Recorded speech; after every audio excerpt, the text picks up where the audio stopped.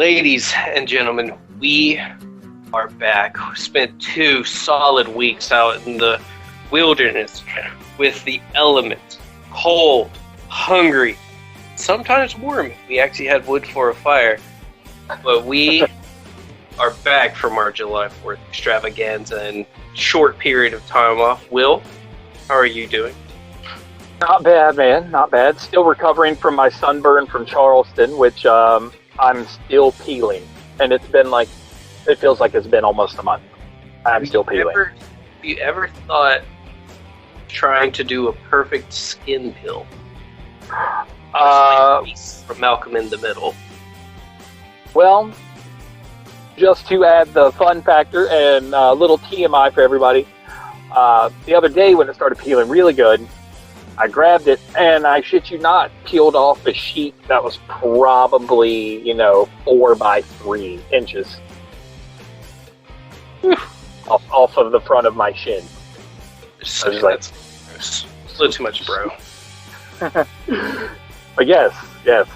So again, we were camping, roughing it as much as we can rough it. Actually, it was mighty comfortable sitting around, eating nice food, cooking on the fire, kayaking a little bit. It was a good time. But we had a lot of wrestling to catch up on. And so there was a lot of watching. So some of this will be shit that maybe you already know. But we're still going to recap it for anyone that only listens to us. And, if you already know it, you already know it. We're still going to talk about it. You'll get to hear our opinions. So make of that what you will. But anyway, beyond that, we do have quite a few predictions to kick off this week. It's been a little while since we've had any predictions to do. If we had known about it ahead of time, I hadn't heard anything or seen any news popping up about it, but I'll go ahead and start with this one. We could have predicted for ROH's Best in the World, which happened back on the 11th, I believe it was. First big show for ROH with fans. It was in Baltimore. And I've watched most of it, but I did read over pretty much the outcomes just so that way I'd be a little versed and able to talk about it a bit more. But all things considered, one, I can definitely see the things that AEW tried to borrow from Ring of Honor and make it work in AEW. And Ring of Honor, definitely, I'll agree with Leatherman on this one. It's not often that one of his complaints is something I agree with, but this time it was. Ring of Honor does do the sports better. Yeah, they're wrestling itself. No, the wrestling itself, depending on the match for sure, but also just the record keeping. It's much more thorough and informative.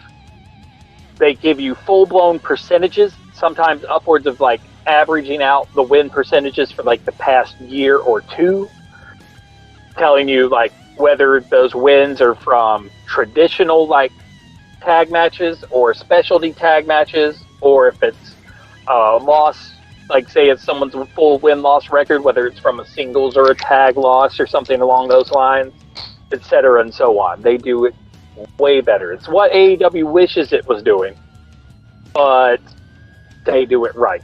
AEW, it's almost an afterthought. Ring of Honor, it's still one of their core mechanics. You know what I mean? Yeah, I got you.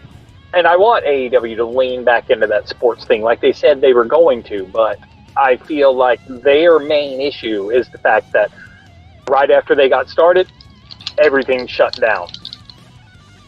So what are they going... They had to do something to keep people interested, and honestly, that's when you had to do a lot of more over-the-top silly shit. Yeah, that's true. Yeah, so that's what I'm thinking. I also, now that they're back on the road and fans are back, I hope that they start segueing back to that more, this is a sport, wins and losses matter type of thing. Going over the whole thing, Best in the World, what I saw was shaping up to be pretty good. For me, first thing I did, I was able to watch the first hour free on YouTube, on the Ring of Honor YouTube channel. Got to see 2 matches, Ray Orris and Demonic Flamita, in a singles grudge match. Got to see Ray Orris win. I like watching him wrestle. He was really, really good the few times I got to see him in New Japan. And then the other one, the big one, after 1,000,001 vignettes and setups for the show in between these two, and this is the only other match of the pre-show, PCO and Danhausen versus the Bouncers. So, a scrawny, tiny man and an old Frankenstein machine, as they keep calling him. They keep calling him Frankenstein. Yes, just fucking yeah, against 2 fat asses. Who don't get me wrong, they wrestle quite well, but they're big boys. Who's that one from the early 2000s? Is that the Headhunters or something like that? Dude, fat dude. I don't think it was them. I know there was those fuckers from WWE. The one of them wore the Cartman mask, basically, or the Cartman t-shirt. No, that was Tenta. Yeah, that was John Tenta, but I'm just saying, thinking of big people doing stuff together. Yeah.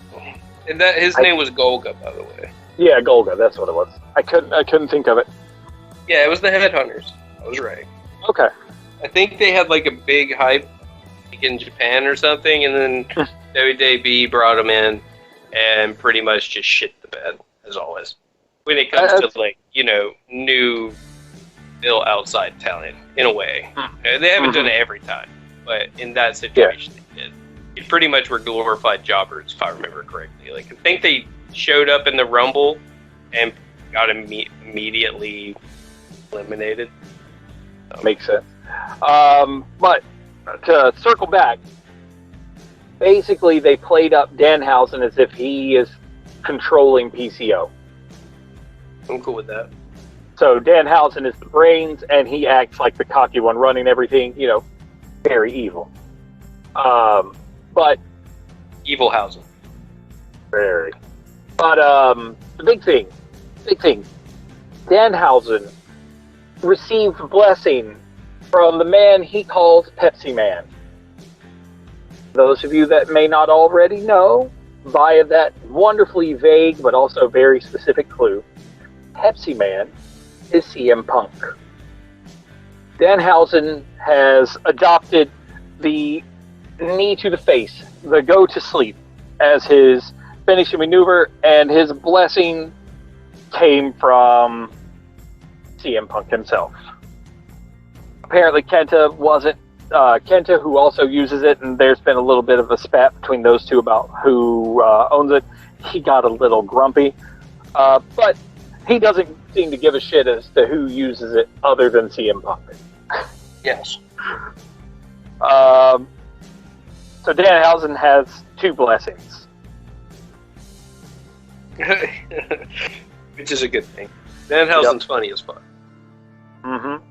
Well, this is not what I saw before, but apparently he named it very nice, very evil. It the version I saw before, and I wish I could find it again. It was it may have said very nice, very evil, knee to the face house, which is what I think it was. But either way, Danhausen got the blessing, and if you look on Insta, there is a picture of CM Punk wearing a Danhausen t-shirt. As its tradition. Also, Danhausen wanted everyone to know, this was the little info card that popped up on their entrance. He wanted the tag team to be named the Rock and Sock Connection Hausen, but it was already taken. Rock and Sock Connection. Yep. So that's your fun Danhausen moment. Honestly, you can't go wrong with Danhausen.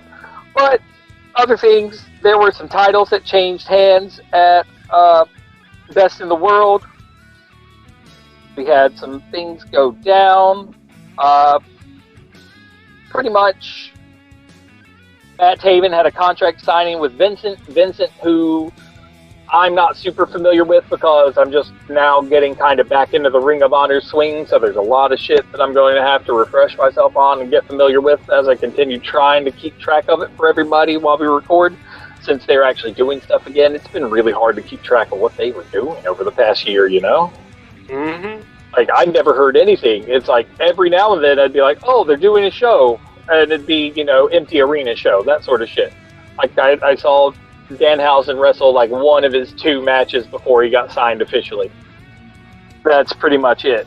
Other than that, I hadn't heard much. I didn't hear anything about the 19th anniversary show happening. I don't know how, because I follow almost all the news outlets. So, I mean, how did I not hear about it going on? Fuck if I know. But, anyway, Matt Taven and Vincent have signed a contract for Matt Taven's chance at the title.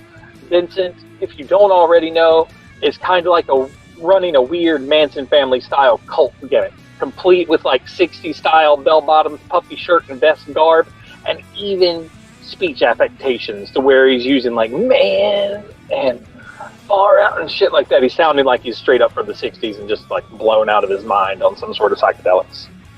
Wearing no shoes and bell bottoms, it's nuts. But yep. Then the Briscoes reunited. Apparently they've been feuding, like had an internal feud where the two of them have been fighting each other for a while now, but they have rejoined one another as a tag team, and they took on PJ Black and Brian Johnson, and they beat them. Other big things, Flip Gordon's heel character had a match against EC3. They were a tag team recently. EC3 won the match, but Flip, being the mercenary and man that fights without honor, pretty much smacked EC3 in the face 2 times when he was going for handshakes at the end of the match. And then for a 3rd time, he spit in his face. And it was the nastiest gob of phlegm you've ever seen. Like, it almost looked obscene, dangling like stuff there on the side of his face. Very, very money shot-like. But to hit some of the big shit, the 6-man tag championships were retained by Shane Taylor Promotions over Dalton Castle, Dak Draper, and Eli Isom. Silas Young lost his first last man standing match against his former protege Josh Woods. Seeing all the vignettes in the pre-show really kind of sold that match for me. I'm glad I watched the pre-show, because if you aren't familiar with a lot of the storylines happening, that stuff in between the only 2 matches in the pre-show was actually very good to watch. Brody King stomped a mud hole in Jay Lethal's ass. Jonathan Gresham retains the Pure Championship match, and honestly, like, that's one thing ROH is doing really, really well. They have the Pure Championship where it's legit, pure, no gimmicky bullshit wrestling. And I'm fucking for it. And Mike Bennett, good on him. He put on a hell of a showing. Almost got the 3 count, but Gresham's feet being under the ropes broke the count, and then Gresham was able to submit him for the win. And again, in that pre-show, if you watch some of Gresham's fucking the way he submits some of these dudes in that Pure format, fuck, it looks nasty and stiff. Like, he's banging the shit out of their knees and stuff on the ring and like cranking their ankles and shit. Like, it looks nasty. Next, pick back up where we left off after this short little moment. So, after the Jonathan Gresham match, we had the television championship match. Tony Deppen versus Dragon Lee. If you follow New Japan or anything at all, you know who Dragon Lee is. And, well, Dragon Lee is the new Ring of Honor television champion. Very cool. Luchador #1 with a belt. Next, you had the ROH World Tag Team Championships. You had Um, Jonathan Gresham and Rhett Titus versus Violence Unlimited, which is Brody King's faction now after the dissolution of Villain Enterprises. That team being Homicide and Chris Dickinson. Well, titles changed hands again. Violence Unlimited now has the tag belts. Biggest thing, though, if you remember from Release-A-Mania earlier this year, back in the spring, Release-A-Mania 2, I think, Chelsea Green, former WWE star, she was released. Well, she made her debut as an entrant into the upcoming women's tournament for ROH's newly minted women's title. She takes the place of Vita in this title tournament. So Chelsea Green is about to be performing. And that's another one. Let's see. Actually, I think she made her full 90 days, man. No, she was a week out. She was going to get out of it. But then no doctor was going to clear her to wrestle. And then they asked her for this. And the doctor cleared her. So she went back to Johnny Ace. Johnny Ace worked with the lawyers to go ahead and just let it go. Gotcha. So she got out about a week early, but she could have got out earlier if she wasn't fully. If she had been medically cleared. Yeah. Okay. That makes more sense. I mean, just doing the math roughly from when the show aired, from when she was released, it seemed like it was real, real close. And then finally, you have your main event for the ROH World Heavyweight Championship. You had Roosh versus Bandito. And well, Bandito's been fucking on a tear in ROH since he joined up with them. He's been doing really, really well. I know him from New Japan, a little bit of his ROH work. I saw some of his work with Flip at the last Crockett Cup the NWA put on year before last. And well, there's another and new. Bandito is now the ROH champion. Well deserved. So I'm pretty excited about that.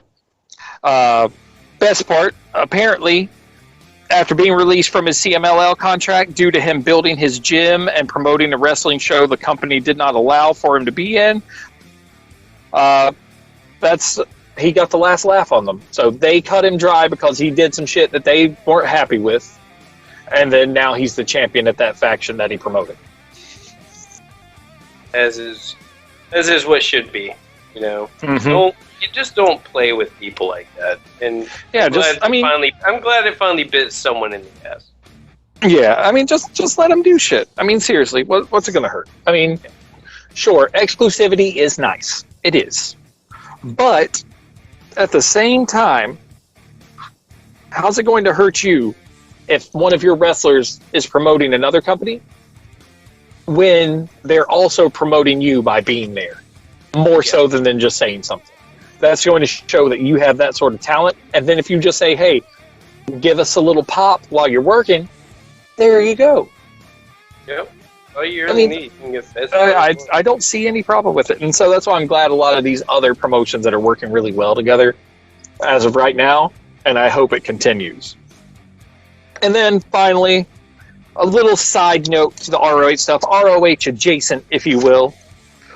Former booker, head booker, Marty Scurll, who was released by ROH not long after last summer's scandal, is rumored to be headlining the revival of XPW. Now, you told me about this. You have any other information? That's literally all it said, was he's the one that's being planned as the main attraction for this. Now, there's a lot of questions there, like, why is even XPW going to try and come back and be a thing? Mm-hmm. 2, why are you going to come back with someone who has a little bit of heat behind them? Now, granted, his story wasn't, as bad as some of the others. But still, with that said, I mean, there's still some issues there.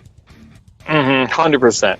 There hasn't been I guess you could say, the news refresh. The news cycle. Yeah.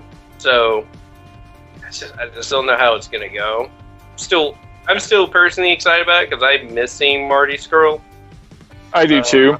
So whatever, I hope it works out. I'm hoping so too, because I mean,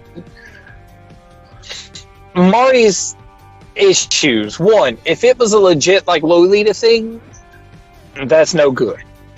Mm-hmm. Bad news. But everything that we read and we looked at and we talked about at length last summer, go back and listen to that episode if you need to. I can't think of the name of it right now, but just look for something right around this time last year, and it'll probably have some sort of title that references it. As of right now, can't remember the name of that episode off the top of my head, but feel free to look back. Probably be somewhere around, episode 50-something, 60-something, somewhere around there. But his story, there was so much weird gray area because of, consent. Were they not drunk? Ages of consent in the UK as opposed to the US, which bodies were trying to govern the situation, whether they were going by standards set by the US or if they were going by standards set by the country where the event took place. It's a weird situation, and I miss Marty. I do. Like, he hardly does anything on social media anymore. He'll post like pictures of high notes from his career and stuff, and pictures of his dog and whatnot. Maybe a couple like pictures where he's out running or some shit. But that's it. Marty hasn't done a fucking thing. Mm-hmm. It's so just a little biased. When we saw him at All In, he's one of the best visits we saw when it came to meeting wrestlers. So I mean, yeah, he was legit. Shit happened, and I mean, I wish it didn't. If the worst of what was said did occur, I guess he deserves it. But at the same time, like, there's a lot of circumstance with that one, and it's just sort of who gets to govern it, as you said. Yeah. Exactly. So I'm honestly, as much as I like Marty, I'm not sure of the situation, and I want him to, let's just say this, assume that the issue was bad, but not as bad as a lot of people want to make it out to be. I think my issue is more of just, it is a bias of, I guess, American standard. I morally object to it, but at the same time, I have no jurisdiction with where it took place. That's their thing. And as a performer, whatever. Mm-hmm. For me, it's just like, okay, look, if he did something wrong, has he learned from it? I would say, having not performed in over a year, lost his cushy-ass position, Ring of Honor, I'd say he's been punished pretty well. It's going to take a bit for him to build back up after that one. And so Marty's going to be on an upward climb for a while. And I do hope that, things bounce back for him. I miss seeing Marty and doing stuff with the Elite. But, anywho, speaking of the Elite, let's go ahead and jump over to AEW, because there's been a lot of shit going on at AEW. They've been picking up momentum, from what I've been able to tell, and possibly you yourself, substantially over the past couple of weeks. Oh yeah, for sure. Week before last, so the episode that was going on while we were recording our last episode, that was their go home, we're done in Jacksonville for a while show, and it went off quite well. In all honesty, the biggest highlight for me was Kenny and the Bucks' wild-ass facial hair. Oh, man, I loved it. I did, too. I was sad that last week they had already shaved it all off. That I was like, what the fuck, fellas? Come on. Those were great. You should have kept them for a little while.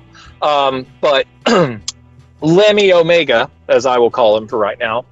Fine with that. Yep. He came out and cut a pretty nice promo about how he had no one left to fucking wrestle and how he was going to take a break. He didn't have shit left to do. He had beaten everybody. And then, well, the Dark Order rolled out, sans Adam Page, and said, you're forgetting about our friend, in reference to Adam Page. And Evil Uno, he is good on a mic. Yes. Every time he cuts like any sort of promo or gets into some sort of battle of words with another performer, I would never know that he has that semi-French Canadian accent. I can't fucking hear it. Yeah, dude. Like, I'd say if it was just him chit-chatting, you know, I can pick it up. But when you cut the promos, it's not really existent. I know. He pretty much, like, I heard him on Talk Is Jericho, him and Stu Grayson a few weeks ago. And you can hear it. But when he's cutting the promos, like, I don't notice it at all. Like, it's gone. But he's very eloquent. And later on in the show, they went back, and Page was super pissed at him. And then the Dark Order just shut him down. He's like, nah, man, you should be mad at yourself for not going out there and doing what you need to do. You know you can do it. You're afraid of you, not him. And then they just walked out. They pretty much told him, get your shit together, but they didn't, like, write him off. You know what I mean? Yeah. They gave him that sort of come to Jesus moment that he needed. Pep talk. Exactly. And then last week, Kenny came out, started doing his thing again. Out comes Evil Uno and the Dark Order. They start trying to insult them again. Dark Order starts doing their thing. And then a dust-up happens. The Elite rolls out, you know, Good Brothers, Kenny, etc., beating up on the Dark Order. And then our boy Hangman rolls out and cleans house. Red and all. Mm-hmm. And it's just like he didn't say any words. He just mean-mugged. And Kenny and company rolled out. Every time I say Kenny and company, I honestly think of that crazy pre-Phantasm Don Coscarelli movie. Every time I fucking say it, it comes to mind. It's killing me. But it just rolls off the tongue so well. But you can take that almost as like a challenge from Hangman to Kenny without words. But I believe tonight, I feel like there's going to be a challenge coming. Now, you're of the opinion that they're not going to, you know, lock horns anytime soon, right? No, I don't think it's yet. I think it'll be at what you call it, all out. Now, other good news for AEW: All Out did sell out really fast. Yeah, pretty fast. Not as fast as like when we first started trying to go. Like All In sold out in minutes. All Out 1 sold out in moments. All Out 2 sold out pretty quick. All Out 3, I believe Jericho said 5 hours, which isn't bad. No, not at all. No, not bad at all. So, hey. Back to Sellout City. Yeah, I don't know whether it'll be like that for every live event, but as of right now, looking pretty good. I know we were worried about Miami, but last week, looking at that crowd that was there, it didn't look too bad. It did not look too bad. So, before I get into the real fun spot about fans and crowds, we got a couple other things to go over, but you know, bide your time. This is the juicy nugget that I'm excited to get to when it comes to all the live stuff, because I've missed shit that goes weird like that. Anywho, week before last, Andrade came out to cut a promo with Vicky Guerrero, and Matt Sydal walked in, interrupted it, and got mean mugged by Andrade real good. Well, last week, Andrade and Sydal met in the ring. That was a great, like, Lucha Libre style match. It was super good. One of the coolest spots I've seen in a while. Andrade went to moonsault on Seidel. Seidel rolled away from it. Andrade landed on his feet and then moonsaulted again from his feet and then got Seidel on the rebound. Moonsault from the top rope. Seidel sees it, rolls away. Andrade reacts, moonsaults again, and lands on Seidel in the new position. And it wasn't like a weird pause. It was boom, boom, real fast and smooth. And it was well placed because, one, Seidel's been doing it for a long time, and Andrade's, what was it? I think he's a second or third generation luchador as well. Yeah. They know what the fuck they're doing when it comes to that high-flying lucha libre shit. And, he landed perfect stomach to stomach. You couldn't have asked for a better, ending to that sequence of moves. It was marvelous. But, long story short, Andrade wins. Damn good match. Both of them looked really, really good. But it definitely made Andrade look like an athletic monster because Andrade looks fucking huge compared to Matt Seidel. Yes. I mean, he did come from essentially Land of the Giants. That is 100% true. If you're coming from WWE, you're going to have to look weirdo big. Mm-hmm. Weirdo big. So, let's see. Other things. Since we talked about Chelsea Green a moment ago, last week was the ultimate I'm getting out of my shit early debut. I know we've been talking about it forever. Where's Aleister Black going to go? What's going to happen? Is he going to go to AEW? Is he going to go to Ring of Honor? Well, we all kind of had our heart set on AEW and kind of said, yeah, this is probably where it's going to end up. And fuck if we were not correct. Made quite the fucking impact, too. Made my heart hurt for Arn Anderson. I know. I mean, did you see his intro video?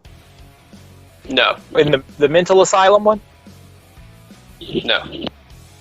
It's good. They tried to tell him that the past 6 years have all been an illusion. He's never been a wrestler. He's just been a patient in the asylum. And then he rips out a dude's throat with his bare hand, chops him and cuts his throat open. He's getting sprayed with blood. And all this other shit. I do remember this, and he said he spent 5 years in the asylum, which was alluding to his time in WWE. Exactly. I was like, damn, what a promo. What a little vignette. It was super good. Really, really odd. And when I say super good, I also mean that I enjoyed how, campy and hammy it was. It was like a shitty good horror movie. You know the ones. But anyway. Oh, I definitely do. Oh, yeah. We know plenty of them. Yeah. But he showed up last week. Excalibur's like, it's Tommy Yen, but no, it's not Tommy Yen. Not the one I know. It's Malachi Black. And so he's going by a new name. I'm not the biggest fan of that name. I'm not honest. I'm not super keen on it either, but they keep using both. Oh, both Tommy End and Malachi? Yeah, they keep using both of them because it happened tonight as well, because I saw a little bit of posting on the AEW page for what was going on Dynamite. And, Cody decided to call Black out after last week where he kicked the teeth out of both Arn and Cody and laid them on their backs for his debut. Cody deserved it. Yeah. Well, here's the other nice part. Cody rolls out a solid white suit. Okay? I think knowing you, Grayson, you're already with me on what kind of symbolism's probably about to happen here. Cody walks out with an all-white suit. Think on it just a second. You'll get it in a moment. Yeah. All right. Well, all right. He changed suits midway and put on a white shirt but a black suit. Cody doesn't do anything else other than talk. Okay. Cody's in a white suit. Okay. Think about what we just talked about with the vignette. He got kicked in the face and peed himself, so he was yellow on the bottom. If only that were the case, but no, you're getting closer. You're getting closer. You're tiptoeing around it. You're almost there. So there's something to do, I'm assuming, with bodily fluids. No. Other than sweat, no. But, No. anyway. I'm not there. I thought he bled on it. No. Not that nice fun. red suit, and then he got real, I know. real outsiders with it. Let's call that a missed opportunity. But what it was, Cody came out. He called out Black. He started, cutting a decent little promo, calling him out.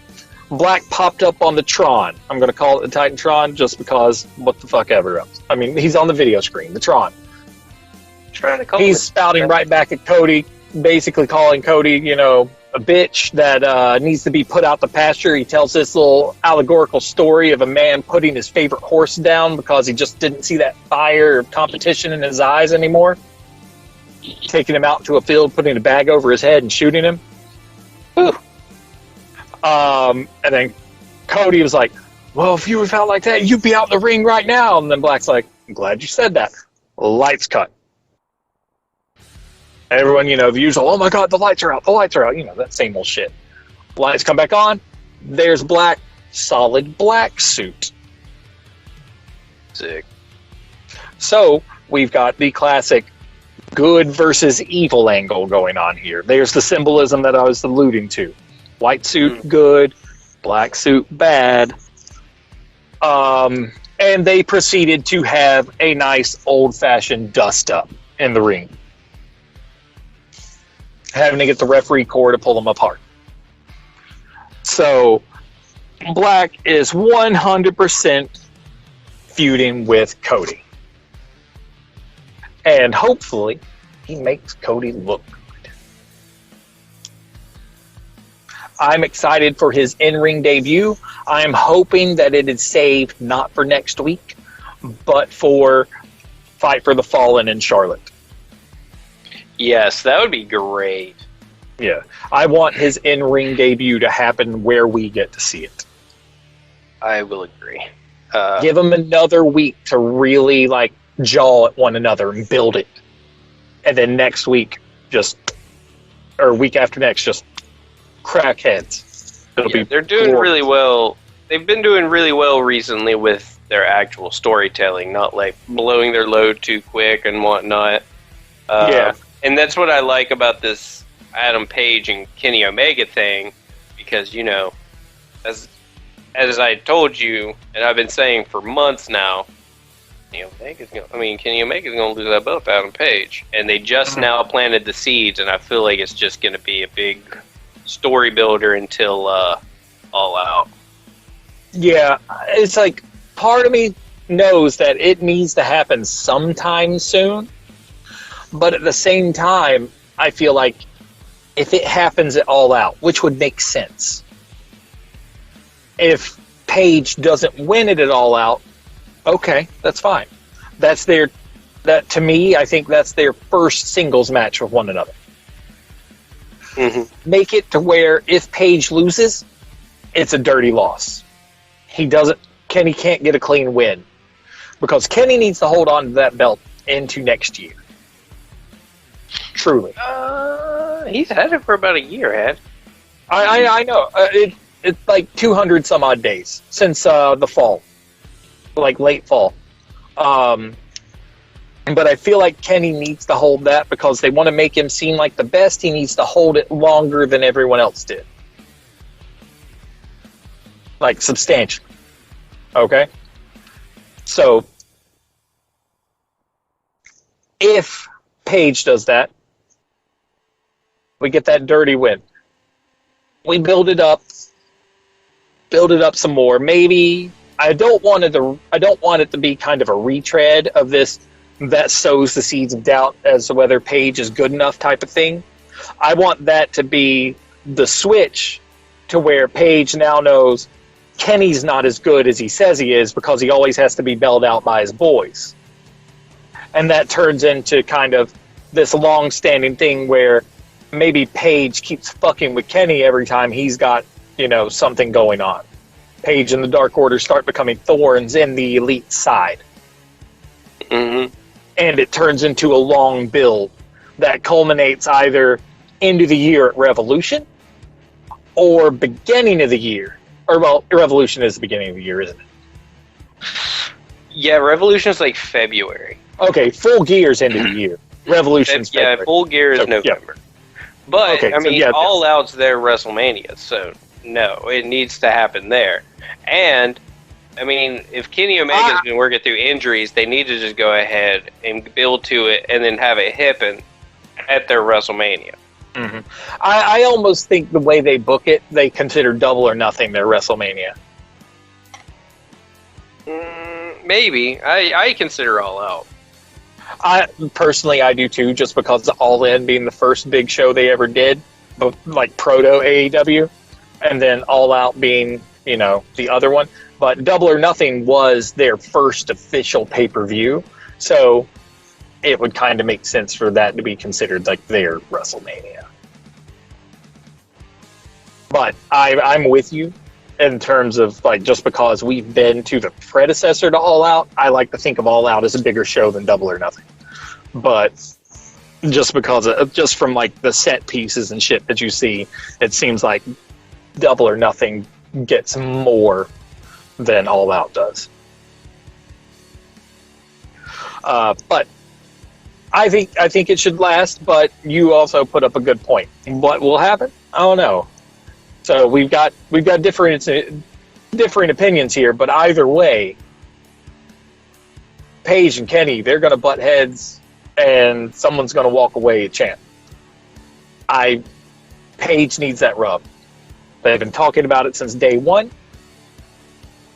If it happens, good deal. Hopefully he keeps it for a little while, and he's not just like a weird kind of, not a transition champion, but one of those short-lived ones. Yeah. Yeah. But I think it could go either way.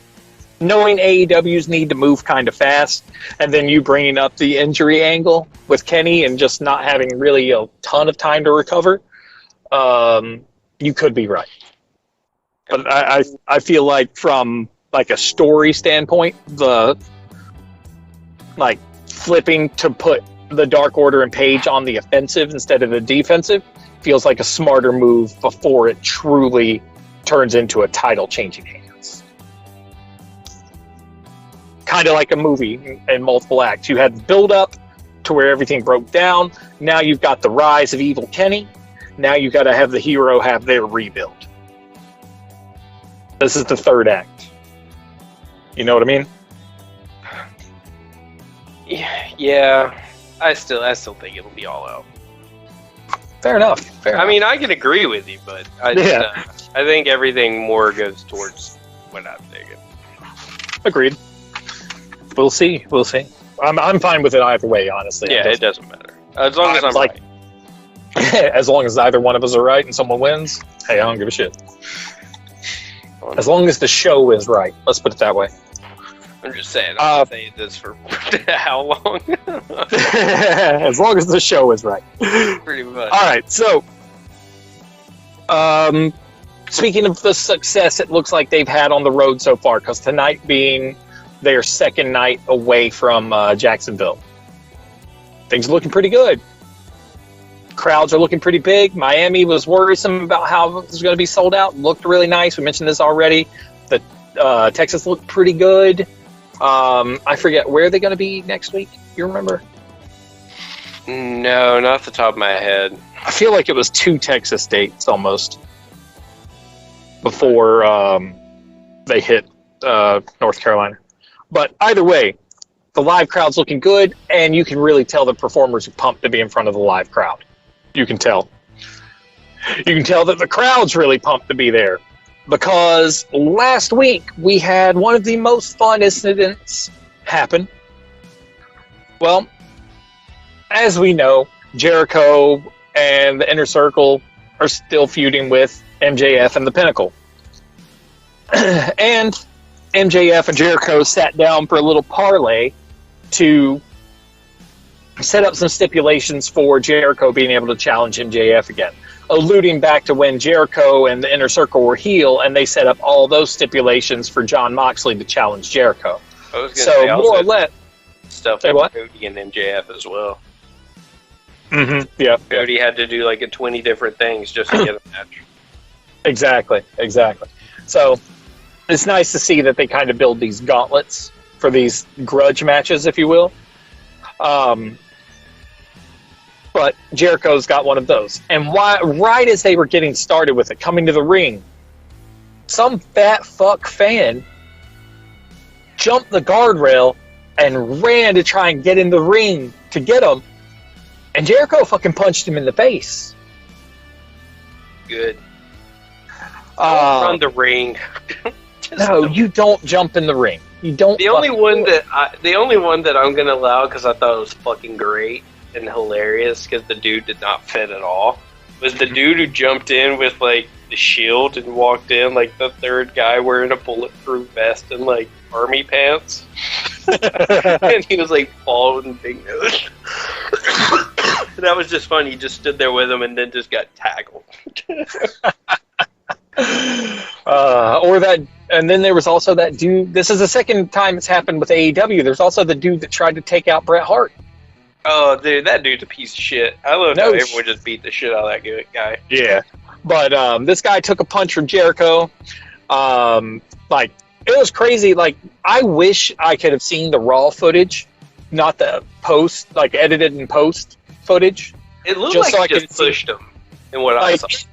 It was real fast. You didn't see a fucking thing, really. Like that, like just the way it was edited. Security was on him, and he was off screen. Like he didn't even get any fucking camera time, other than like the tussle with everyone and Jericho slinging that little punch in. Well, dude boy got arrested. After he got out, he went straight to fucking Twitter, like every fucking douche nozzle in the world does. And well.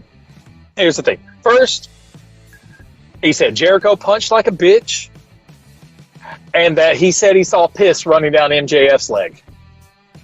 Doubtful. I was like, neither one of those dudes are scared of your fat ass, you dumb fuck. But the kicker, and this is the part that I'm not surprised about in the least, and anyone that's followed this from last week already knows, but still yet, I am so happy to finally talk about it with everybody. He dedicated this and said he did it in the name of Jim Cornette. Jim Cornette don't give a fuck about you, bro. Like, he don't need you to fight his battles. No. I mean, we all know Jim Cornette has a stick up his ass about how much he hates aspects of AEW and certain performers. We know this. It's Jim Cornette. He's a grumpy old man. There are times where he is on the fucking money with what he's going for. He's a goddamn encyclopedia of wrestling history, and I fucking love hearing him talk about the history of wrestling on things like Dark Side of the Ring, etc. It's great. That, and he's just a fucking unapologetic dickhead about the way he delivers things sometimes. And it's really nice. Other times, it's really fucking annoying. You're like, goddamn, shut the fuck up. So, it is what it is. It's a love-hate thing, but I mean, I'll give him what's due.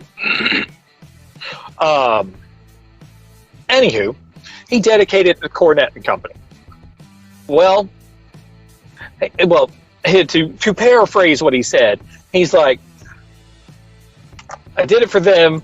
Now they'll know, or now all those guys are going to realize aren't going to be safe anymore dancing and wearing their costumes. And like he said, he did it for real wrestling fans everywhere. Well, allow me to read Cornette's rebuttal. The title of this article is Jim Cornette Responds to Dipshit. The quote from the other guy. It was tagged to the Jim Cornette and Brian. How'd you like my AEW debut? The fan wrote. I did this for all us real wrestling fans. Wrestling is no longer a safe space for friends to dance around and play dress up. Reality can hit at any time. The man removed from Dynamite continued. Did they think this is going to be fucking playtime forever? Well, Cornette ripped into him. He says, this is Cornette. Got news for you, dipshit. The ring is sacred ground for us. And even if you and a lot of others think you can kick the shit out of the Young Bucks, I would have turned you into a tennis racket popsicle.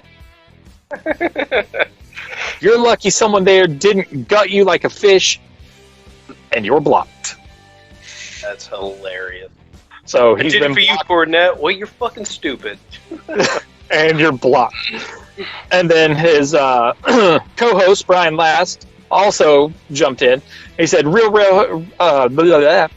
wrestling fans don't jump the rail. You should be embarrassed. You're blocked." Funny as shit. So nice to hear that. I'm sure one part of Jim Cornette, just knowing the way he is, was a little bit happy to see something like that happen. But at the same time, Cornette is 100% one of those old school dudes. If you're not in the business, you don't fucking touch anything related to the business. Yeah, especially like talent. Like he has his own personal transgressions about talent, with his views. But it's like he still is. He still carries the old school mentality of this. Like you said, like he said, this is sacred ground. You don't trespass, and that's exactly what that dude did. He doesn't care about you doing shit for him, like, at all. Mm-hmm. Like, that's he does not need it. I promise. So. Mm-hmm. Yep. So I was happy to hear about that. Now, before we move on, some updates from Dynamite tonight. Miro showed off the new TNT title.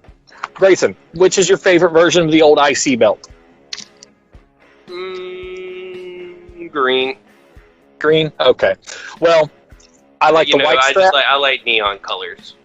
I know. I like the white strap. I always thought it was white was always really good too. Really nice. That's probably my second. That's my second. If I want to go regular, it's white. But if I'm being honest with myself, well, the new one's white. Oh, the new TNT belt is white. It's nice. White and silver. It's a nice look. Also, how do you like Miro's new ring name, the Redeemer? I'm cool with that because he's redeeming himself. Yeah, there's that. Also, his new music is epic as shit. It's like orchestral, like fucking operatic music going with all this stuff. It's playing up that weird, like, full of himself religious angle that he's kind of playing right now. It's wonderful. It's so nice to see Miro finally getting his due. I agree. 100%. Like, I was in the minority here, but I did enjoy video game Miro with fucking Kip Sabian. I did. It didn't bother me much either. But it really didn't. But it didn't do him justice. And this so far is doing exactly what needs to be done, making him an attraction. Mm-hmm. I agree. And honestly, everyone he has faced so far, like, he's given him a couple licks, but it never looked like he really gave it to where, like, you thought he was even going to lose. He's crushed everybody. Crushed them. Other updates from tonight. Ricky Starks defeats Brian Cage and is the new FTW champion. Who didn't see that coming? Yeah. I was truly, I was hoping for Cage to win and then defect and take the belt away and force it to be defended elsewhere. I would have liked it, but that'll never happen. Yeah. I think this is just Brian Cage is out from Team Taz. Yes.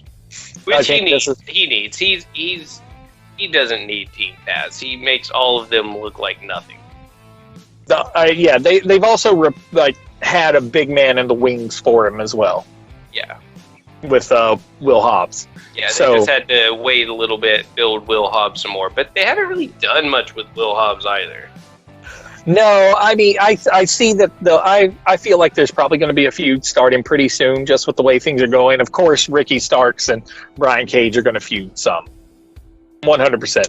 But I'm just judging from this, I'm 100% sure that Cage is gone from Team Taz, and that he's going to be feuding with Ricky Starks and possibly just the entirety of Team Taz for a little while to come. Hope he beats the shit out of Taz as a kid for some reason. Mm-hmm. That's really bad that I said that. Also, Darby Allin won the coffin match. The first ever coffin match in AEW, he won. You know how he won? Coffin drop. Yes, he did. He put Ethan Page in the coffin, put the lid on it, and then coffin dropped off the top rope to the floor through the top of the coffin. Nice.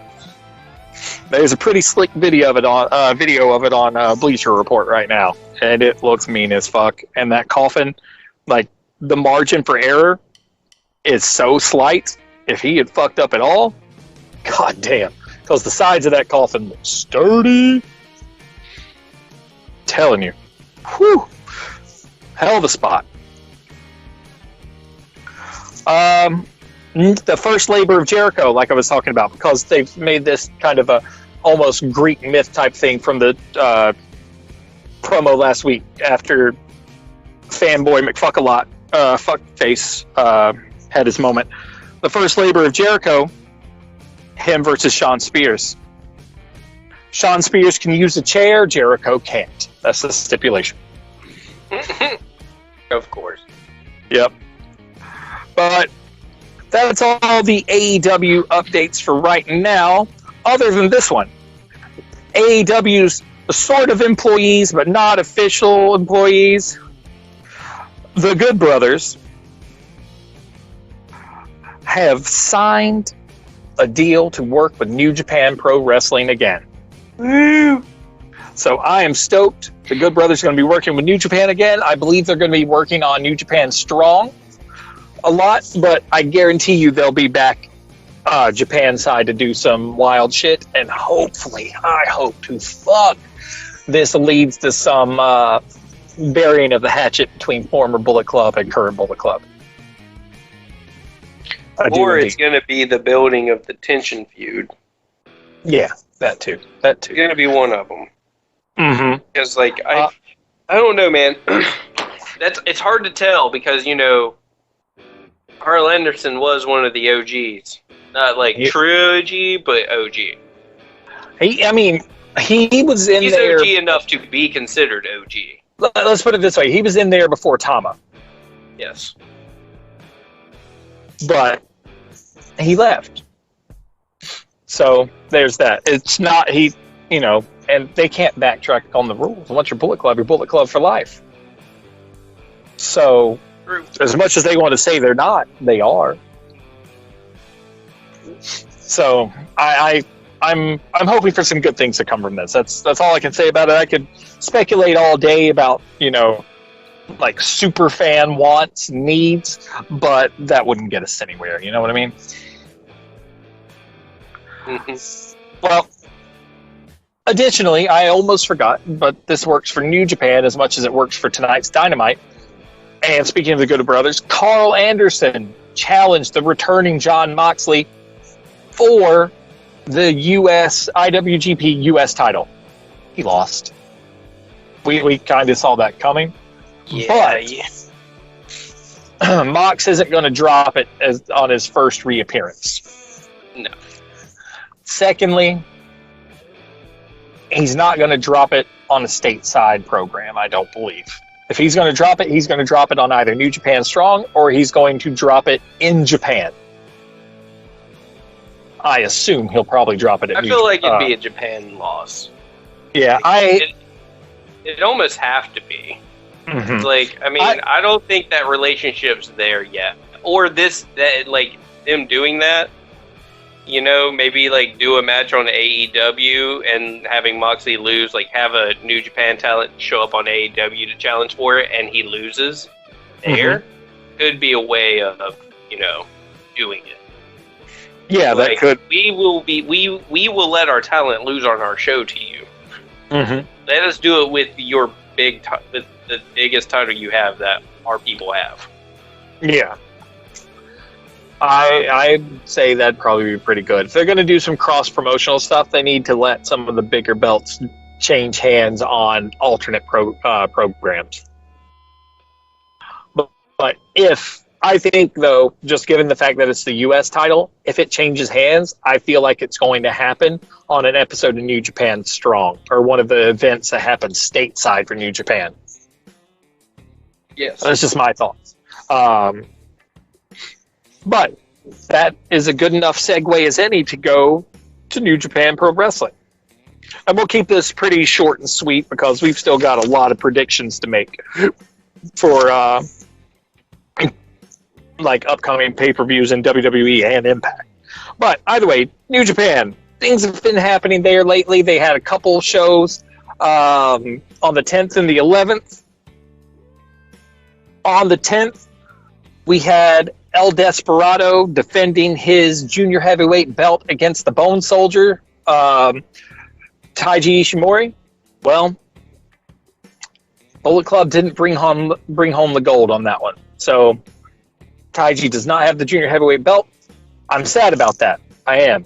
But at the same time, I'm so happy that they're giving El Desperado his due. I fucking love watching that dude wrestle. He is good as shit. And following that, the following night, you had Naito and Sonata challenging Dangerous Tekkers, ZSJ and Taichi, for the heavyweight tag belts. Well, those belts got dropped. Naito and Sonata are the new IWGP Heavyweight Tag Champions. It makes me wonder, though, since they've won these tag belts, is that going to take them out of contention for any of the other belts? Could. Hope not. Yeah, I mean, I hope not too, because one thing that sometimes tends to happen when you have these former champs / former like number one contender types, when they form like a tag team together and then they win the belts, magically they become mid-carders. And they never see the light of day for any major challenges again. Hopefully that's not the case with these two, because they've still got a lot of gas in the tank. I'm hoping for good things. Other things to happen. The feud from way back in G1 last year between Kenta and Tanahashi has been rekindled. They are feuding again. Kenta and company won a a six-man tag against Tanahashi and company. So hopefully we'll see some nice matches grow from that. The other part, and this was pretty interesting, the super coaches, Rocky Romero and my boy Taguchi, along with Tomohiro Ishii, had a six-man tag match against the junior heavyweight tag champs from Bullet Club, El Phantasmo and Ishimori, on the 11th, alongside of who was with Evil. Well, Rocky Romero pinned Ishimori for the win. Rocky Romero and Taguchi are now challenging ELP and Bone Soldier for the junior heavyweight tag belts at Wrestle Grand Slam on the 25th. I am hoping, I'm almost 100% sure that our boys in Bullet Club will retain, but Kevin Kelly also dropped a little hint that Rocky wants to be a 10-time junior tag champion. Jesus. He's already had it 9 times. Really? I didn't know he had that. Yeah, like he's had so many different tag teams. I mean, I think he had the belts a few times with Beretta. when they were Roppongi Vice. And then I know he's had it with a few other people beforehand, but that right there, just that little throwaway bit of dialogue makes me worry that they're going to do it. And while one, that'd be cool for Romero and Taguchi to have the belts again, I don't think Taguchi's had those belts since he was in a tag with Prince Devitt before he turned on him and created Bullet Club. Oh, man. Yeah, that was way back in 2013. But the Mega Coaches are a cool, like, junior heavyweight tag team. I love Taguchi to death. If he had the belts, I wouldn't be unhappy, but I never want to see Bullet Club lose. Yeah. Bullet Club. Bullet Club for life. But that's just one little bit that I wanted to talk about there. Now, the other thing from the 11th that didn't happen, Shingo Takagi was supposed to wrestle Kota Ibushi for the title that night, I believe. I don't think it was an exhibition match. I believe it was legit for the title match. But they had to do last-minute rescheduling because Ibushi, when he was getting his last vaccine shot, had the side effect where he was running a fever. And New Japan safety protocols say if you've got a fever, you don't compete. That's cool. Perfectly safe. So they had to throw another match together. Shingo won that handedly. But at Wrestle Grand Slam, the card is as follows. For the IWGP World Heavyweight title, Shingo Takagi versus Kota Ibushi. I believe that Shingo is going to win. Only because he has cut the promo where he doesn't feel like he's going to be a legitimate champion until Will Ospreay comes back and he's able to challenge Ospreay. That's where I think it'll happen. Next, the tag team titles. You've got the rematch, Naito and Sonata versus Dangerous Tekkers. Another grudge match has been building. You've got Katsuchika Okada versus Jeff Cobb. Next, you've got the IWGP Junior Heavyweight title match, El Desperado versus, of all fucking people, former Bullet Club member and former tag partner of Will Ospreay before he turned heel, Robbie fucking Eagles. The weakest I think member. Even weaker than original Bone Soldier. I don't know if I'd put him that low, but I will put him that low. Because Bone Soldier had a cool mask. Okay. Robbie Eagles just had that weird target eye piece. Uh-huh. But anyway, I think El Desperado is going to keep it. Then you've got the tag team titles, which I already mentioned. Ishimori and Phantasmo versus Rocky Romero and Taguchi. And then the New Japan Rumble is back, and it's for the King of Pro Wrestling trophy. But John's favorite person to hate, fucking Yano. Fuck Yano. Excellent. I hate Yano. Is already pitching wild match stipulations and things. So he's wanting. He's thinking like handcuffs and shit like that, and all sorts of random ass things.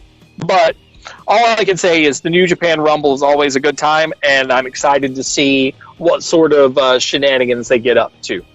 Because as much as it's held kind of serious, it also turns a little bit comedy. And it's always a fun watch. Yes. Also, one last little thing. Jay White is set to defend the Never Openweight title stateside at New Japan's next stateside event. I forget the name of it. I didn't have it brought up, so I'll just leave it at that. So, let's go ahead, pop over to the house that Vince built, knock out a wee little bit of news and some things to talk about, and then we can make some quick predictions on Money in the Bank. Sound good? Yeah, that's fine. And then we'll finish it out with a little bit of Slammiversary predictions, and we'll call it a night, man. First, if everyone hasn't heard it already, our girl Bailey is injured and out for 9 months. Which is very upsetting. Mm-hmm. You need to talk to your manager. Yes. I hope that they keep her viable by having her cut promos and things, at least do some vignettes. If she's not able to do ring work, do some pre-recorded vignettes. Something like that. Something like they did with WrestleMania. Yeah. You know? Something like that, where she's still on your screen so you don't forget about her. Exactly. So, yeah.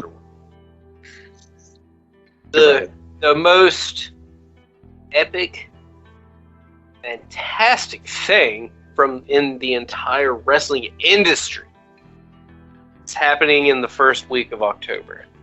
Mm-hmm. The WWE draft. Oh my god! Now we didn't predict. It was originally scheduled for like right after SummerSlam, like the end of August, beginning of September. You know, those 2 weeks. But then, I guess something happened and plans have just changed to where they pushed that back a month. So now it's happening over 4 days. From in the beginning of October. Mm-hmm. So they've changed it up completely. Still going to be a shit show. No one's going to be happy. The draft. Fuck the draft. Like, it was cool in like 2008 when they had good video games. Mm-hmm. That's about it. Let's just put it this way. Everyone at WWE needs to channel the spirit of the 1960s and dodge the draft. Oh, yeah. Or to dodge it. I mean, fuck. I would even be excited if they made a draft dodger angle. And the people that dodged it just popped back and forth between whatever show they fucking wanted to. Would be actually a pretty good angle. I think it could be a cool angle. You're welcome. Send us money. Hello. We take travelers' checks and freights. Yes. Also, quote Danhausen, we need bags of money. we also would like to have, we also need a whole bunch of Apple gift cards. So you brought forth most of the news on this. You want to take over the next one? Yeah, man. So the things that have been going on. So everyone's been up in arms with Peacock. Peacock has not dropped any of the historical stuff from the WWE archives, pretty much. Like, we've got no special shows. We don't really have that many of the historical pay-per-views. Pretty much a big dog shit show. They finally came out, and they were like, yeah, essentially it was a strategy change, and everything should finally be uploaded to Peacock by SummerSlam. Take it with a grain of salt based on how everything's gone so far, but if you're wanting to watch any of the old school WWE stuff that's been edited tremendously, or SummerSlam is now our target date. Me personally, I still need to go back and start redoing all the Nitros and WCW pay-per-views and watching them in order. I remember I got like a year and a half, 2 years when I first got the network, and then I just kind of started not doing it anymore. I did the same thing with, I watched, let's see, when we were watching the network a bunch, things I did in order. I watched Royal Rumbles from the first one all the way through about 2000 before I hit like the wall and had to take a break. Yeah, dude, that's what happened to me. Is just like that wall hit hard. Then I watched a lot of wrestling.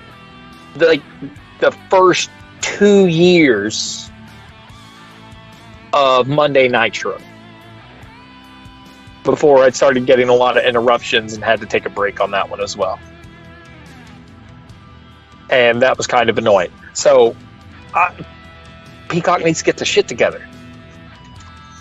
I want some of that vintage shit back so I can, inundate myself with ludicrous amounts of old wrestling. Yes. old wrestling is still the best wrestling. Maybe it's just nostalgia talking. But I don't know. It could be nothing both. can really beat it. No. Whatever you came up on will almost always be your favorite thing, and it's always going to color your opinion. Whether you're open-minded enough to let some of the new shit slide is another thing entirely. Yeah, Jim Cornette. Goddamn. All right. So I'll set this one up. So, and then another thing was it was noted that Mia Yim and Slapjack from Retribution. I forgot Mia Yim's Retribution name. You remember I can't think of it. I cannot think of it. I'm just gonna make up a name. Blaze. Stabby. Blade. Jade. She's now on American Gladiators. That's right. The original, not that one with Hulk Hogan and the chick from The Mandalorian. Layla Ali. Layla Ali? Okay. Yeah, Layla Ali.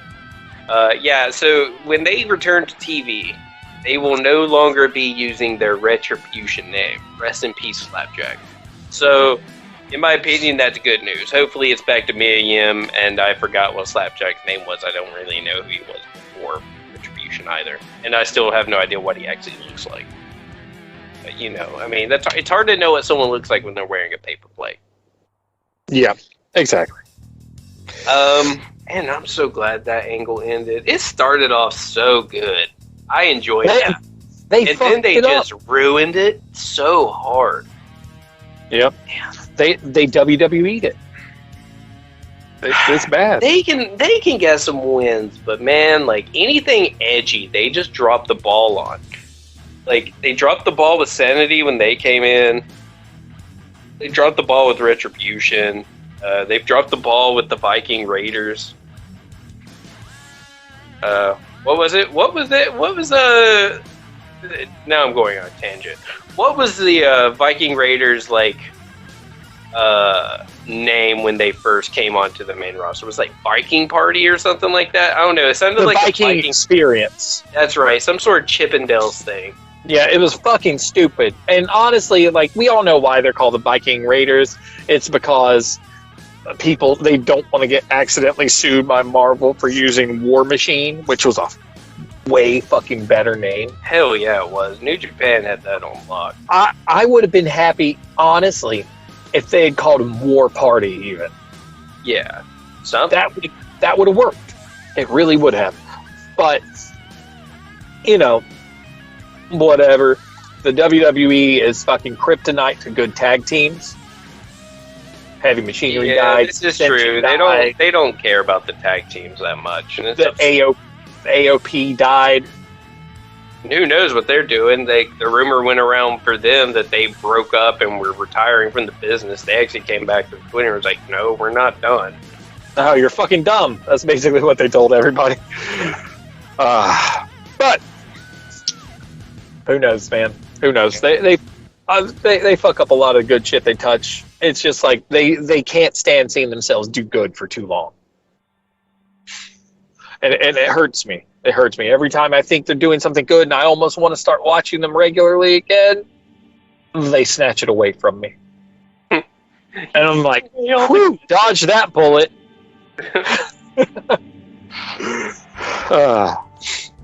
But let's go back to a fairly common reoccurrence in the world of the WWE and its performers. Usos and drunk driving. Like water on rice, man. I mean, at least I think it's Jimmy. This is like his third one. It's like a point. It's like a .204, a .1 something, and then this one was a .205. Like, dude, that's blitzed. That's blitzed hard. He was fucking blasted into the stratosphere drunk. It's like Max is like, driving is .08. Yeah. 3 times now he's been like in the high 1s or the low 2. Damn near triple the legal limit. Yeah, it's outrageous. Yeah. It's crazy, man. I don't know how he still has a license. And then I remember, oh, wait, he's a famous movie star and former WWE icon's cousin. It's nepotism. That's the only thing that allows him to still have a job and a driver's license.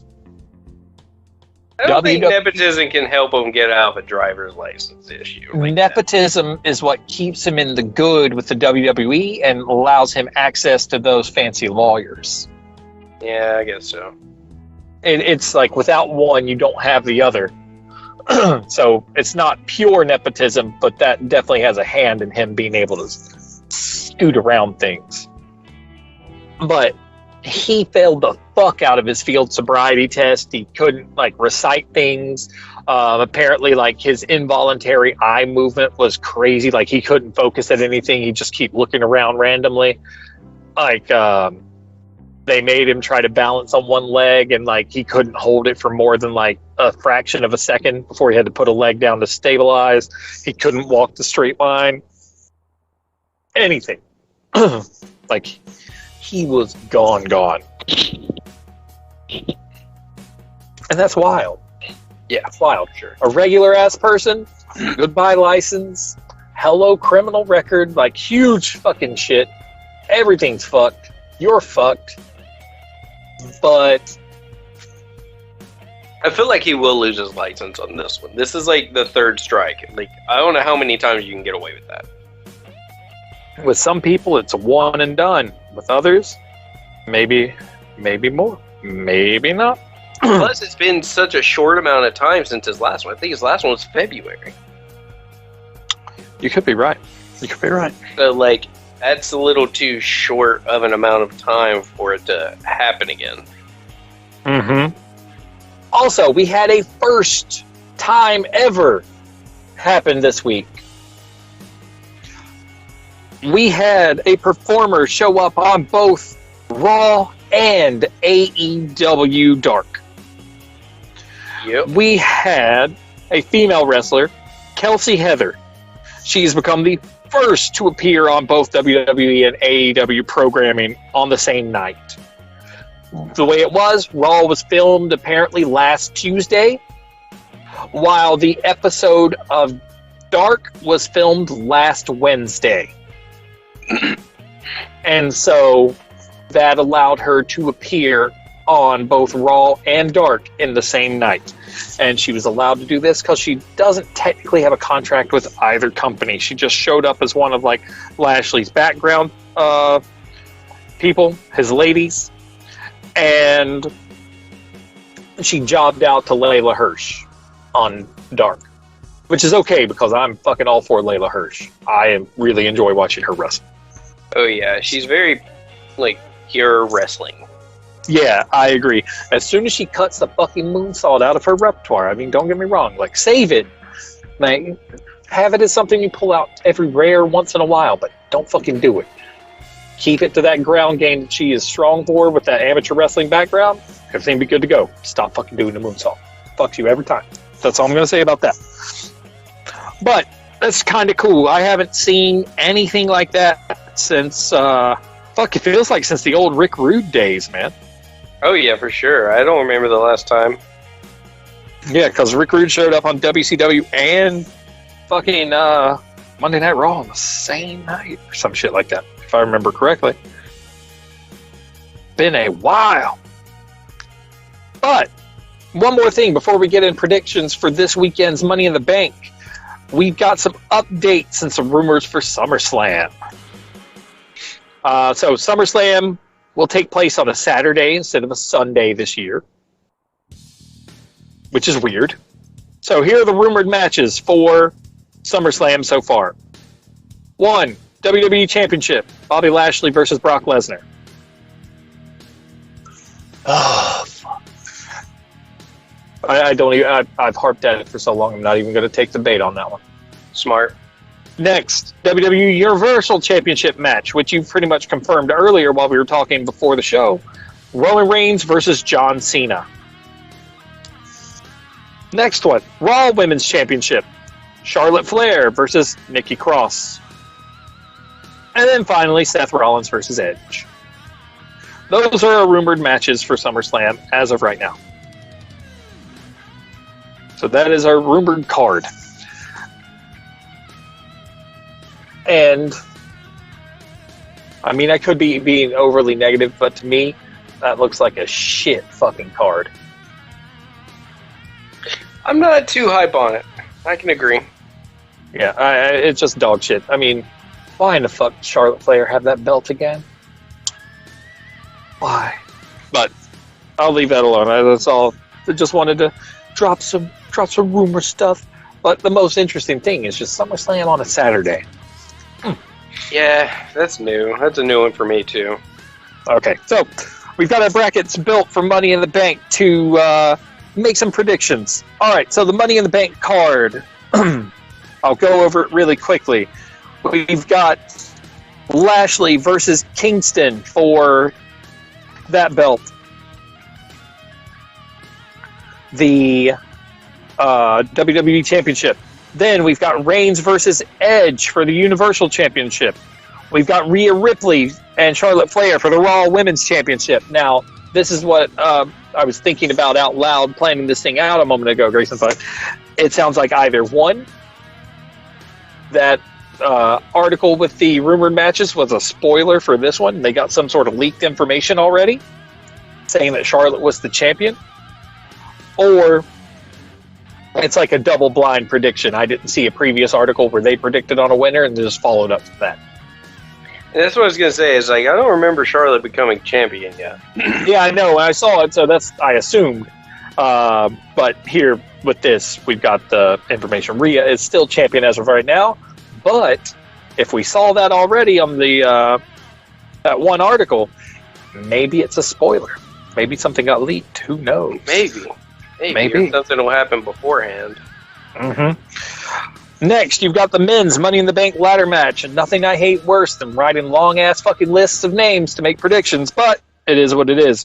We've got Ricochet versus Morrison versus Riddle versus McIntyre versus Big E versus Kevin Owens versus Shinsuke Nakamura versus Seth Rollins. Woo! A lot to write. Yeah. Next, the women's Money in the Bank. Asuka versus Naomi versus Alexa Bliss versus Nikki Cross versus Liv Morgan versus Zelina Vega, and 2 to be determined competitors since Bayley is out injured and one's not out or hasn't been announced yet. And then there's also the possibility of the SmackDown Tag Team Championships, the Mysterios versus the Usos. That's a rumored match. All right, so let's start with the rumored match first. Mysterios or Usos? Mysterios just because of DUI shit. And the belt's not needed to keep the story arc going. Yeah.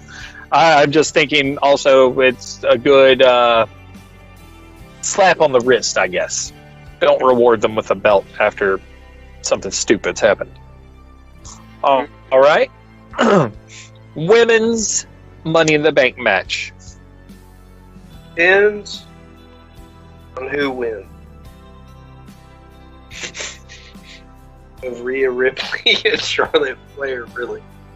Because if Charlotte Flair wins, it's a heel, and it can work. Mm-hmm. I mean, it'll probably be a heel. But if it's face, then the winner of this needs to be a heel. And I'm looking at it. You have one heel. That's Alexa Bliss, isn't it? Yeah. I might go TBD.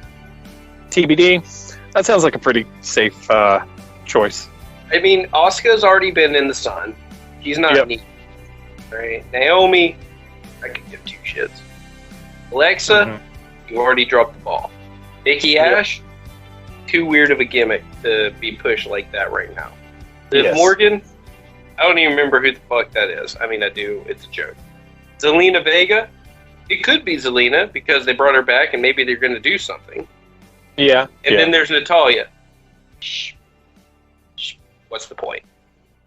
Well, Natalya wasn't in the list unless you're looking at a different list. I'm on Wikipedia. Okay, so they've updated one. So Natalia's in there, so now it's one TBD. Okay. I was looking at CBS because they're usually pretty up to date. So, okay, you found out a little bit more than I had. All right. I personally, I'm going to go against my usual way of always picking the TBD. I'm going to go with Vega. Okay. That's such a good guess. Just out of this list of people, that's the best guess. It's Zelina or Asuka. That's literally the only two people in this list I can see. I know. If it's Asuka and Flair wound up winning, it'd be like going to the well yet again. Yeah. Well, they love to do that. So I know that. I know they do, but I'm going to err on the side of freshness. I think it'll be Zelina as well. I'm going to say Zelina.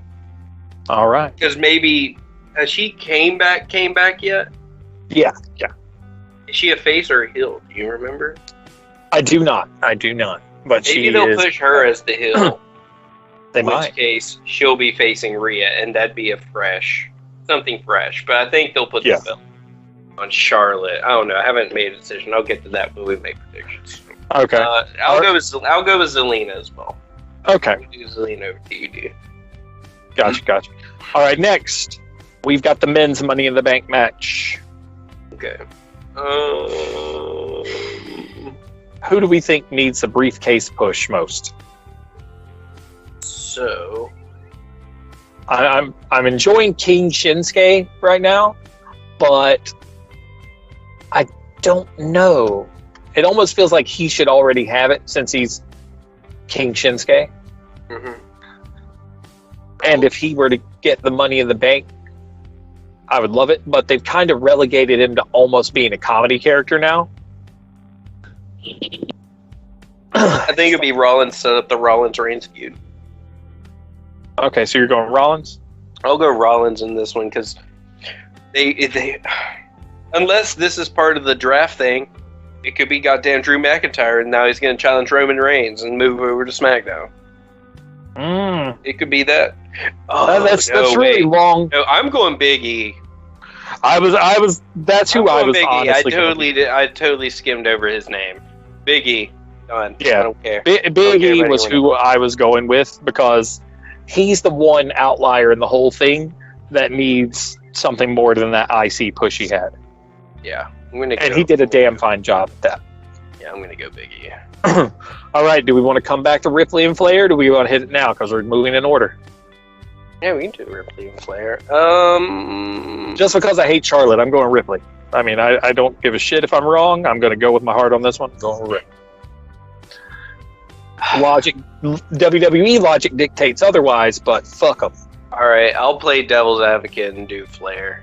I want Rio to win, but I don't know, man. They've just done such a shit job with Rhea as a champion compared to Bianca. Yeah. I just don't. And she's already got the one-up on Flair like twice now. Mm-hmm. And now Flair's going to win through some real nefarious shit, maybe. I'll say Charlotte. Okay. You feel kind of dirty. I feel fucking gross. All right, well, let's clean up a little bit. Roman Reigns versus Edge. Reigns? I know. As much as I want Edge to win, I'm sadly going to go Reigns as well for accuracy. And then lastly, Lashley versus Kofi Kingston. They're not going to give Kofi that belt. No, not at all. Like, Kofi Mania's done. And that's what I think, and that's what I think maybe Big E will be transferring over to Raw, which would, give him a chance to win rather than Roman Reigns. Because that's more, at this rate with how they're doing their pushes, it makes more sense. Yeah. There's potential for some interesting stuff to come out of this. I really do think that Big E is, to me, the smartest choice for something that should have been done a long time ago and that they can easily rectify. Okay, so next, the final thing we've got, we're moving over from WWE over to Impact because this weekend as well brings Slammiversary. I haven't followed Impact as closely as I should, but going off some things from the last time I was able to watch, which honestly was a while back, but what I remember of some of the storylines going, it shouldn't be too hard to kind of figure out some of this stuff. So, unlike the Money in the Bank card, we're just gonna start at the bottom and go one at a time instead of reading them all off and attempting to remember.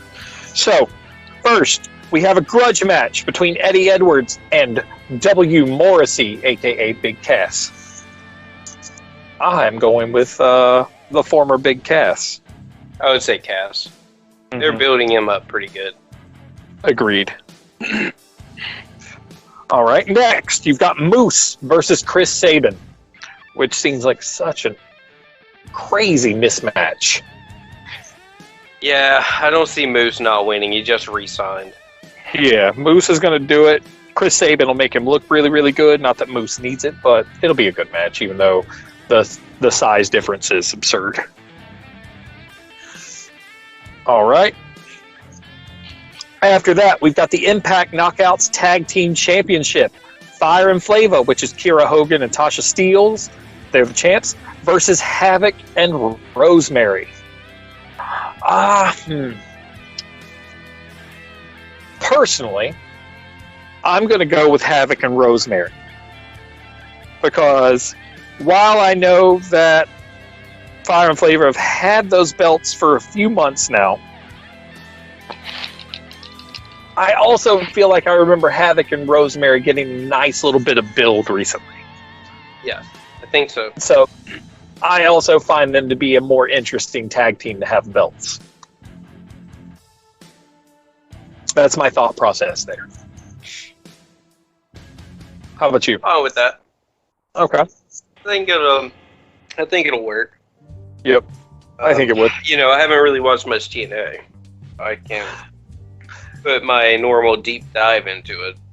Yeah. You might be able to get a little bit on this next one. The Impact World Tag Team Championship 4-way match. Mm-hmm. Violent by Design. Violent by Design currently consists of Eric Young, Joe Daring, Rhino, and or Diener. Mm-hmm.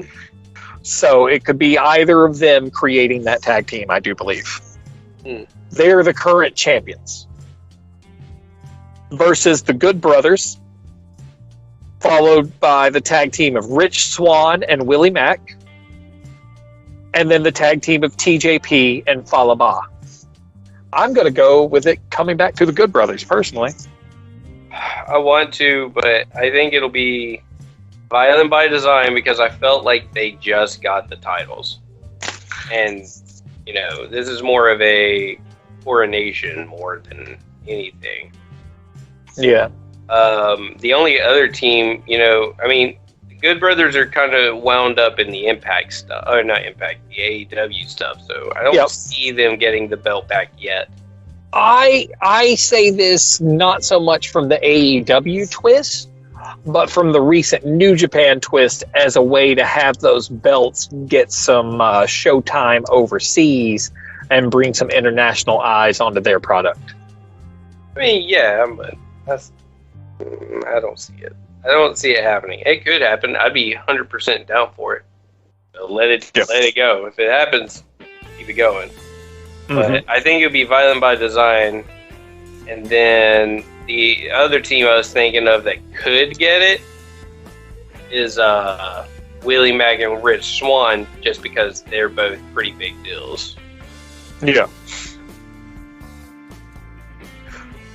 I could see that as well, but I'm gonna still stick with the Good Brothers, right or wrong. I'm gonna go with them just because I think they can do a lot with those belts and exposure. While from an Impact standpoint, either of Violent by Design or Rich Swann and Willie Mack would be a good choice. Mm-hmm. Truly, there's no losing for Impact, in my opinion,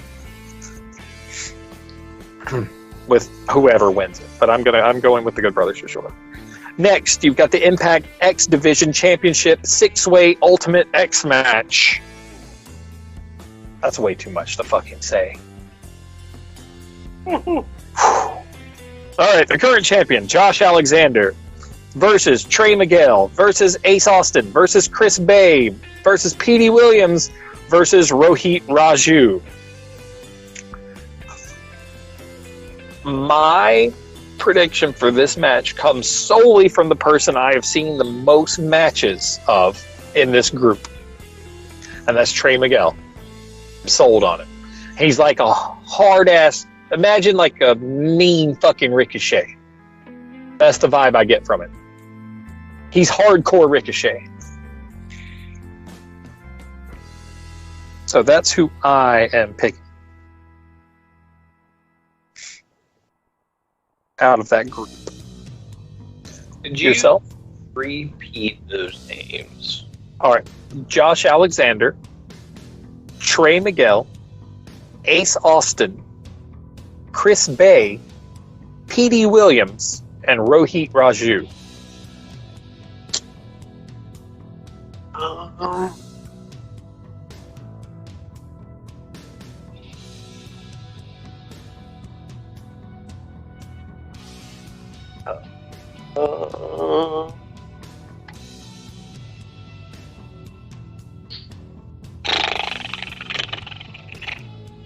I like your guess.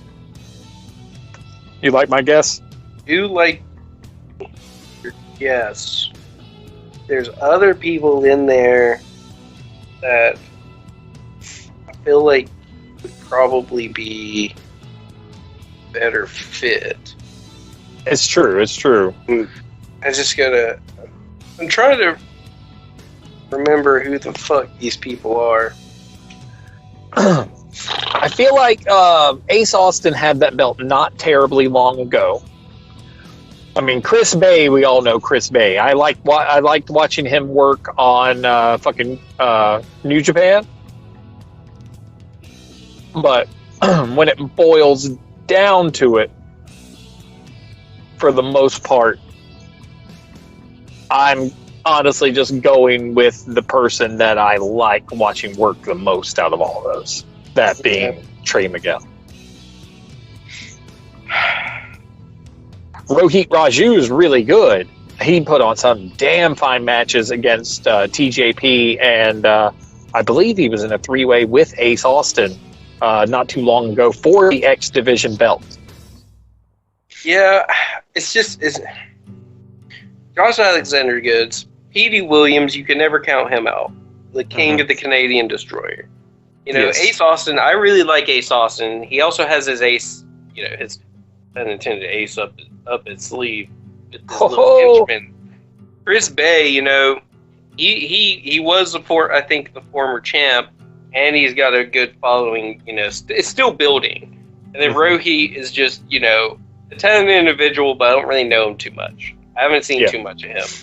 So I can't, give him the full props like everyone else. Yes.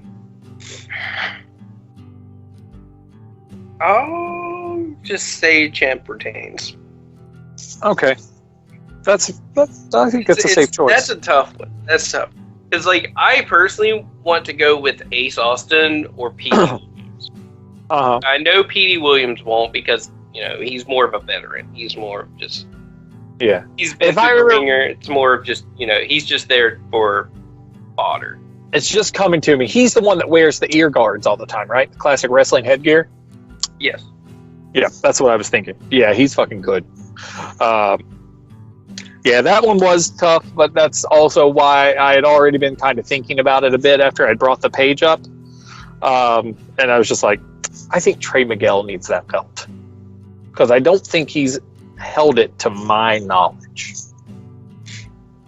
And again, my knowledge of Impact is not deep, so anyone listening, if you know for sure, let us know. All right, next, you've got the Impact Knockouts Championship. The current champion, Deonna Purrazzo, versus TBD. Who? To be determined. Oh, yeah, Deonna. Deonna Purrazzo. The way I said it. Yeah.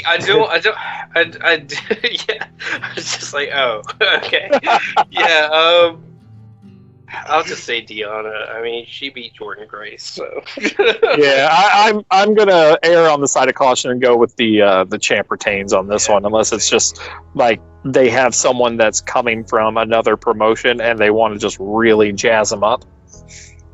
I think it'll be Purrazzo as well.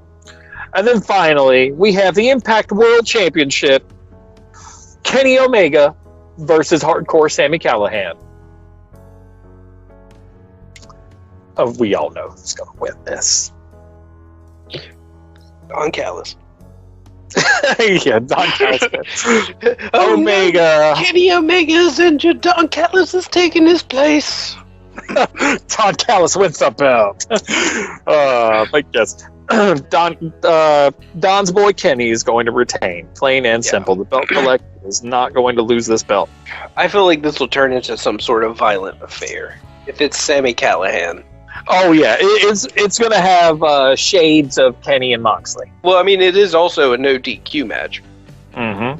So yeah, for sure. Yeah, they're going to be bringing out all the fucking gimmicks. Oh yeah, for sure. Now, that is the last of the predictions, and honestly, like the last of the major news that we've got to cover. So, the wrestling world lost another legend this past week. Mr. Wonderful Paul Orndorff passed away. And that's unfortunate. I know he had been battling some health problems recently. He was not doing too well a few months ago, but then it seemed like he was on the rebound because some people had posted some, photos of him over the July 4th holiday, him enjoying some meals, knocking back a cold one, stuff like that. He looked like he was on the up and up. And then we get the news the other day that he has passed. And with his passing, that Hulk Hogan's opponents for the first 6 WrestleManias, every one of them is now deceased, which is nuts to think about. Yes. Because that means with Mr. Wonderful's passing, his first opponents, you've got all 6. So the legends of Roddy Piper, Mr. Wonderful, as I just mentioned, King Kong Bundy, Andre the Giant, Randy Savage, and the Ultimate Warrior all have passed. That's pretty crazy stuff to think about. We here at Post to Post definitely want to extend our most sincere and heartfelt condolences to the family and fans of Mr. Wonderful, because we are also fans of him as well. With that, R.I.P. Mr. Wonderful. Join the giant rumble in the sky. Because, goddamn, to have tickets to that one, it would be nuts. With that, let's give a moment of silence, man. Mm-hmm.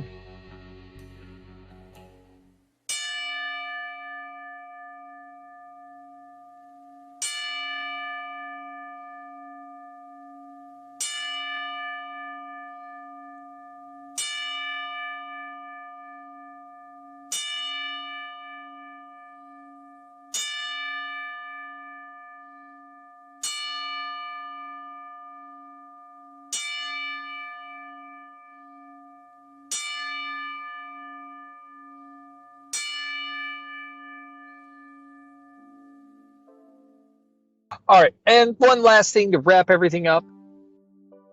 Happy birthday, Double J, Jeff Jarrett. Happy birthday from us to you. By the time this airs, it won't be your birthday anymore, but from recording time, happy birthday, Double J. I only do this because you're sort of an honorary Bullet Club member, so don't let it go to your head. With that, everybody, that is it for this week's episode of Post to Post. Again, thanks for listening to the last episode as many times as you did over this weird break. We're glad to be back. We'll be back next week with another episode. Hopefully we'll have ample time to watch all the wrestling possible. And more than anything, we are looking forward to week after next, when we get to definitely talk about the live Dynamite that we are going to.